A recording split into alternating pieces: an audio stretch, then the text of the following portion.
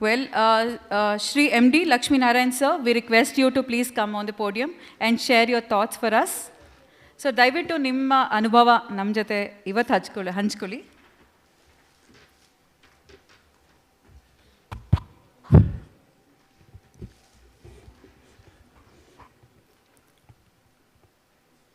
ಬಂಧುಗಳೇ, ವೇದಿಕೆ ಮೇಲೆ ಆಸೀನರಾಗಿರ್ತಕ್ಕಂಥ ಏನಿವತ್ತು 12ನೇ ಎಜುಕೇಷನ್ ಸಮ್ಮಿಟ್ನ ನಮ್ಮೆಲ್ಲ ಆತ್ಮೀಯ ಸ್ನೇಹಿತರೆ, ಮನುಷ್ಯನಿಗೆ ವಿದ್ಯೆ ಅಂತಕ್ಕಂಥದ್ದು ಕರಗತವಾಗಿ ನಮ್ಮೆಲ್ಲರಿಗೂ ಕೂಡ ಮುಂದಿನ ಜೀವನದ ಒಂದು ಹಿಮಾಲಯ ಪರ್ವತದ ಎತ್ತರಕ್ಕೆ ಹೋಗ್ತಕ್ಕಂಥ ಒಂದು ವಾತಾವರಣದಲ್ಲಿ ತುಂಬ ಅಗತ್ಯ ಇದೆ ಅಂತಕ್ಕಂಥ ಮಾತನ್ನು ಹಿರಿಯರು ಹೇಳ್ತಕ್ಕಂಥ ಒಂದು ಸಂದರ್ಭವನ್ನು ನಾವು ಜ್ಞಾಪಕ ಮಾಡ್ಕೋಬೇಕಾಗುತ್ತೆ.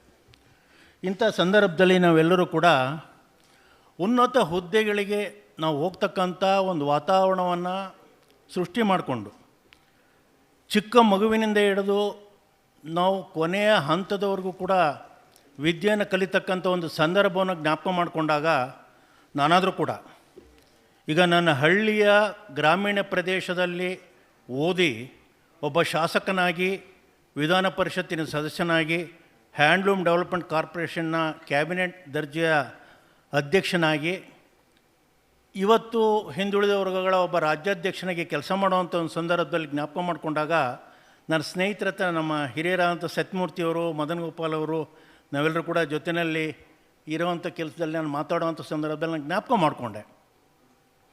ಗ್ರಾಮೀಣ ಪ್ರದೇಶದಲ್ಲಿ ಇವತ್ತು ವಿದ್ಯೆ ಅಂತಕ್ಕಂಥ ಒಂದು ದೃಷ್ಟಿನಲ್ಲಿ ನಾವು ಓದೋವಂಥ ಒಂದು ವಾತಾವರಣವನ್ನು ನಾವು ನೋಡಿದಾಗ ಇವತ್ತು ವಿದ್ಯೆ ಯಾವ ರೀತಿ ಕಮರ್ಷಿಯಲ್ ಆಗ್ತಾಯಿದೆ, ಇದನ್ನು ಯಾವ ರೀತಿ ಮಾರ್ಪಾಡು ಮಾಡಬೇಕು, ಸರ್ಕಾರಗಳು ಇದ್ರ ಬಗ್ಗೆ ಯಾವ ರೀತಿ ಚಿಂತನೆ ಮಾಡಬೇಕು, ಇದ್ರ ಬಗ್ಗೆ ನಾವು ದೊಡ್ಡ ಆಲೋಚನೆ ಮಾಡ್ತಕ್ಕಂಥದ್ದು.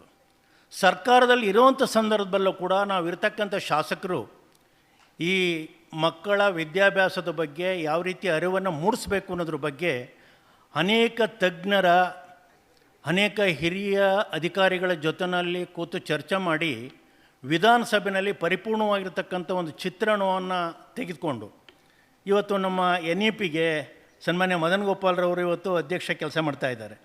ಈಗ ಕೇಂದ್ರ ಸರ್ಕಾರ ಹೊಸ ಒಂದು ಯೋಜನೆಯನ್ನು ಪ್ರಾರಂಭ ಮಾಡ್ತಾ ಇದೆ.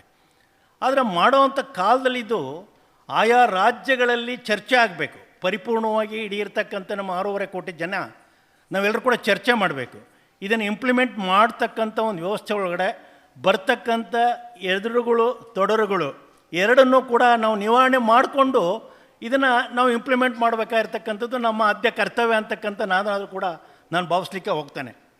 ಆ ಹಿನ್ನೆಲೆ ಒಳಗಡೆ ಯಾವುದೇ ಒಂದು ಹೊಸ ಎಜುಕೇಷನ್ ಪಾಲಿಸಿ ಬಂದ ಸಂದರ್ಭದಲ್ಲಿ, ಏಕೆಂದರೆ ತಾವು ಏನು ಸಮ್ಮಿಟ್ನ ಎಲ್ಲ ಅಸೋಸಿಯೇಷನ್ಗಳು ನೀವೆಲ್ಲರೂ ಕೂಡ ಒಂದಾಗಿ ಕೆಲಸ ಮಾಡುವಂಥ ಕಾಲದಲ್ಲಿ ನನ್ನ ವಿನಂತಿ ಇಷ್ಟೇ, ಏಕೆಂದರೆ ಎಜುಕೇಷನ್ ಇವತ್ತು ಯಾವ ರೀತಿ ಹೋಗ್ತಾ ಇದೆ ಅನ್ನೋದಕ್ಕೂ ಕೂಡ ಮುಂದಿನ ದಿನಮಾನಗಳಲ್ಲಿ ನಾವು ಎಜುಕೇಷನ್ ಕೊಟ್ಟಷ್ಟು ಕೂಡ ನಿರುದ್ಯೋಗಿಗಳನ್ನ ನಾವು ಜಾಸ್ತಿ ಮಾಡ್ತಾಯಿದ್ದೀವಿ.